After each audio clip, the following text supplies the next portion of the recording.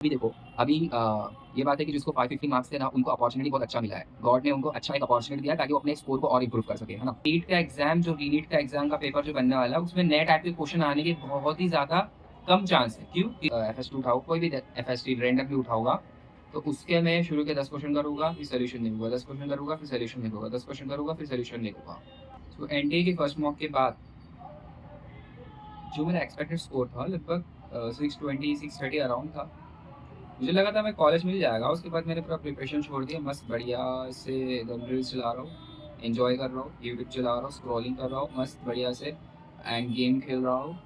बहुत एन्जॉय किया, बहुत एन्जॉय किया वो 6 दिन। बट जैसे पता चलता है कि एग्ज़ाम लीक हुआ है, तो उस टाइम पे ये भी डर था कि भाई कट ऑफ ज़्यादा ना हो जाए। जैसे 2025 के ईयर में ज़्यादा कट ऑफ हो गया था, तो मुझे डर था कि इस बार भी कट ऑफ ज़्यादा ना हो जाए और मेरा जो 2024 के टाइम पे तो कट ऑफ कितना ही गया था। एंड एट दैट टाइम मेरा एक्सपेक्टेड स्कोर जो था, हालाँकि मैं टॉपर हूँ, दैट इज़ द रीज़न मैं बोल रहा हूँ कि 2024 के एग्ज़ाम में मेरा जो एक्सपेक्टेड स्कोर था, उस टाइम पे भी 614 था, ओके। तो उसमें तो मेरे को कुछ नहीं मिला क्योंकि कट ऑफ 620 अराउंड गया था, ओके। लेकिन इस बार जो आया 2026 का एग्ज़ाम, उसमें मेरा 630 के अराउंड था। तो मुझे कॉन्फिडेंस था कि भाई मेरा हो जाएगा, क्योंकि मैं महाराष्ट्र से बिलॉन्ग करता हूँ, तो बहुत ज़्यादा चांसेस था कि मेरा हो सकता है ना? पेपर लीक की न्यूज़ के बाद तो डर लगने लगा था, लेकिन मैं बोला भाई 600 मार्क्स तक का पेपर लीक हुआ है। हालाँकि सब बोल रहे हैं ना कि केमिस्ट्री, बायो का ज़्यादातर लीक हुआ है, फिज़िक्स का ज़्यादा लीक नहीं हुआ है। तो मैक्सिमम स्टूडेंट जो पढ़ने वाला नहीं वही तो लेता है ना पेपर वगैरह, तो उसके स्कोर कितने आ सकते हैं? 600 आ सकते हैं, 600 आ सकते हैं। कितने भी बच्चे हो, लेकिन 630 वाले को तो ज़्यादा प्रायोरिटी मिलेगा, तो उस हिसाब से मेरे को लगा मिल जाएगा, तो मैं भी चिल था एकदम। बट जब भी मेरे को पता चला कि अचानक मुझे किसी और ने मैसेज भेजा कि भाई पेपर कैंसल हो गया है। तो बोला भाई ऐसा तो हो ही नहीं सकता है, बट एक्चुअली हो गया था वो।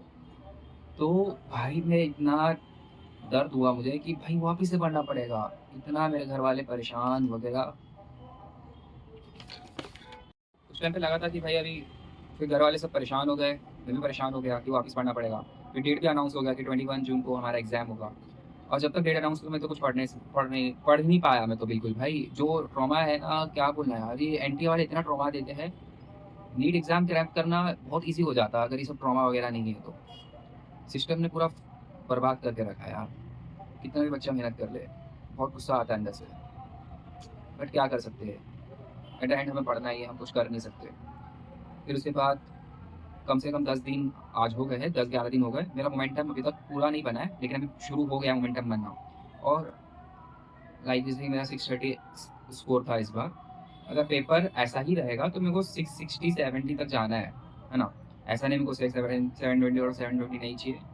मैं थोड़ा प्रैक्टिकल इंसान हूँ, तो मुझे बस भाई अच्छा गवर्नमेंट कॉलेज चाहिए। इवन मेरे को मुंबई का कॉलेज मिल जाए तो बहुत अच्छी बात है ना? मेरे लिए बहुत ज़्यादा बड़ी बात होगी वो। और लेकिन अगर पेपर थोड़ा डिफ़िकल्ट आ जाए तो मेरे को अपने स्कोर को मैनेज करना है, उतना ही रखना है, लाइक 600 तक रखना है। अगर 2025 पे वैसे पेपर जैसा आ भी जाए ना, तो मुझे 600 तक का रखना है। 580 भी चलेगा, सिर्फ़ कट ऑफ ऊपर आ जाए यार, कट ऑफ से ज़्यादा आ जाए, बस मैं खुश हूँ उसमें। मेरे को बस कॉलेज चाहिए, मैं इतना परेशान हो गया हूँ, नहीं चाहिए भाई मेरे को एकदम टॉप गेम सिम्स नहीं चाहिए मुझे, बस एक मेडिकल कॉलेज चाहिए गवर्नमेंट वाला, उसमें मैं खुश हूँ। बस मेहनत मैंने बहुत ज़्यादा किया हो, उसके हिसाब से मेरे को कॉलेज भी मिलना चाहिए था, बट अभी जो सिस्टम है उसकी वजह से हम क्या कर सकते हैं? पेपर तो हर साल लीक होता ही है, बस हमें पता नहीं चलता है।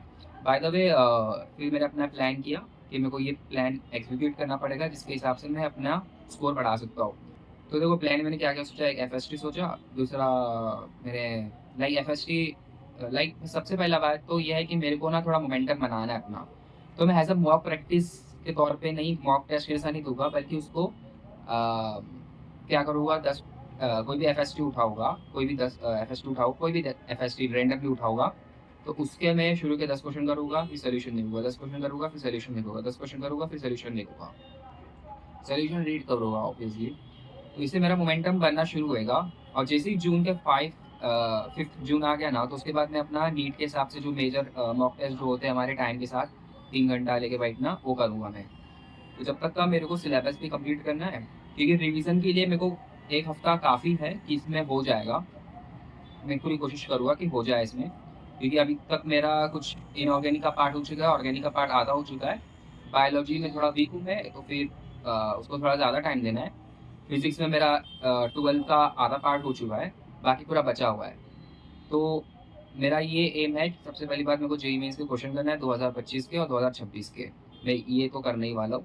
दूसरा फिजिक्स केमिस्ट्री के केस में, और हो सके तो मैं फिजिक्स का जो एनसीईआरटी वाला जो चैप्टर होता है, लाइक जो ज़रूर होता है पढ़ना, जैसे इलेक्ट्रोमैग्नेटिक वेव हो गया और बहुत सारे इलेक्ट्रोस्टैटिक्स का कोई पार्ट है, वो भी पढ़ना बहुत ज़रूरी होता है एनसीईआरटी में से। कैपेसिटर का कुछ पार्ट है वो जो एनसीईआरटी से पढ़ना ज़रूरी है, तो वो सब पढ़ के जाऊँगा। पॉइंट्स टू पॉइंट तो सब चैप्टर का पढ़ना ही है, तो वो करना है मुझे। टाइम कंज्यूमिंग है बट हो जाएगा, मैं कॉन्फिडेंस हूँ।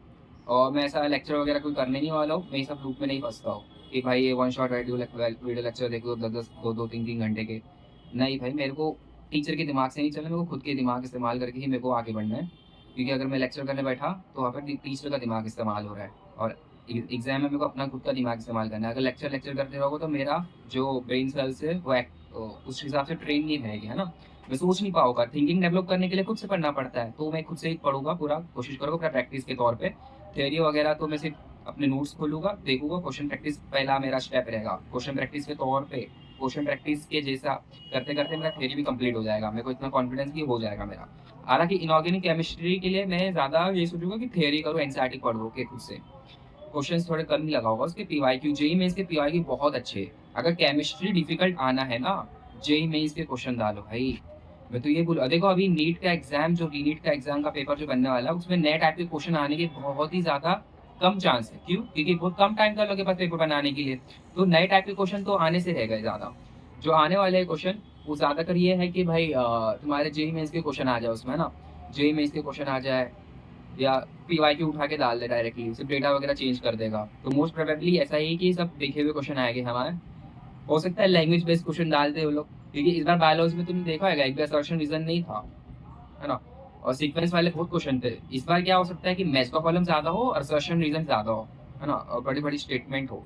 सीक्वेंस वाले क्वेश्चन इस बार कम रहेगी, क्योंकि इस बार ऑलरेडी कितने सारे क्वेश्चन आ चुके थे सीक्वेंस वाले भाई, बहुत ज्यादा। और ऑप्शंस के हिसाब से तो बायोलॉजी हो रही थी मेरी 30 मिनट में हो गई थी बायोलॉजी इस बार।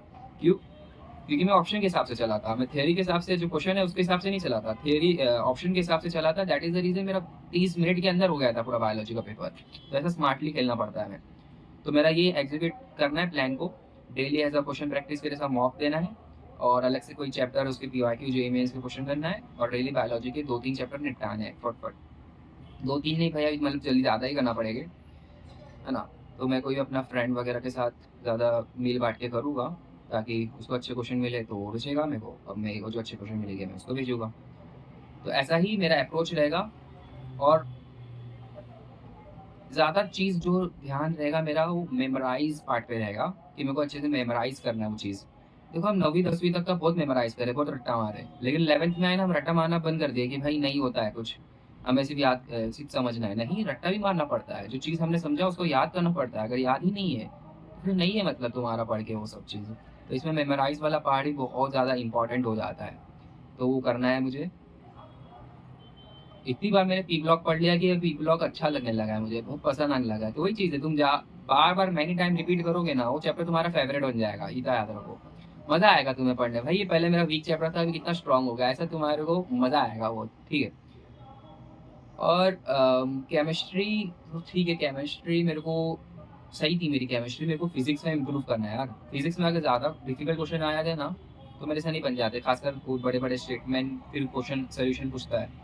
तो मेरे को प्रैक्टिस करना है उसके लिए। नीट का जेईई का धुरंधर टेस्ट वाला जो है ना भाई, वो लोग बढ़िया क्वेश्चन ला रहे हैं, एकदम एकदम लैंग्वेज वाले क्वेश्चन ला रहे हैं। हालांकि सोल्यूशन एकदम पिद्दा सा है, लेकिन जो लैंग्वेज है ना इतनी बड़ी बड़ी है, क्या बोलूँ। तो ऐसा होता है, हमें चीज़ें सब समझनी है, इसको मेरे को अप्लाई करना है। मैं तो तुम्हें ज्ञान देने के लिए आया नहीं हूँ, मैं खुद का निकाल लूँ बस, वही बड़ी बात है मेरे लिए। ठीक है, तो तुम लोग भी अपना शेयर कर सकते हो तुमने क्या प्लान किया है, एग्जीक्यूट वगैरह वगैरह, ठीक है। और ऐसा मत सोचो कि नीट 2027 दे के डायरेक्ट, भाई रीनीट दे दो, जाएगा अच्छा। पूरी कोशिश करो, मेहनत करोगे तो हो जाता है। देखो जो 600 प्लस वाले स्कोर थे ना, जो थे ना, वो अभी बहुत लेजीनेस में आ गया, बहुत लेजी हो गए यार। जैसे मैं बहुत ज़्यादा डिस्टर्ब हूँ। मैं हर दिन 4 से 5 घंटे में मोबाइल चला ही रहा हूँ, ठीक है। फिर 8 घंटा सो रहा हूँ, पूरा टाइम इसमें चले जाता है मेरा। मुश्किल से मैं 5-6 घंटा पढ़ रहा हूँ, सोचो। तो अभी देखो, अभी ये बात है कि जिसको 550 मार्क्स थे ना, उनको अपॉर्चुनिटी बहुत अच्छा मिला है गॉड ने उनको अच्छा एक अपॉर्चुनिटी दिया है ताकि वो अपने स्कोर को और इम्प्रूव कर सके, है ना। उनके पास गोल्डन अपॉर्चुनिटी है, बहुत गंदा वाला अपॉर्चुनिटी, और कंपटीशन भी बहुत ज़्यादा पड़ेगा कि जो 550 वाले मार्क्स के हैं वो 600 तक का आने की पूरी कोशिश करेंगे, और उनका आएगा भी, क्योंकि कुछ ना कुछ प्रेशर की वजह से इन लोग का 550 रह गया आएगा, वरना पे ऑल द वेरी बेस्ट। तो ऑल द वेरी बेस्ट।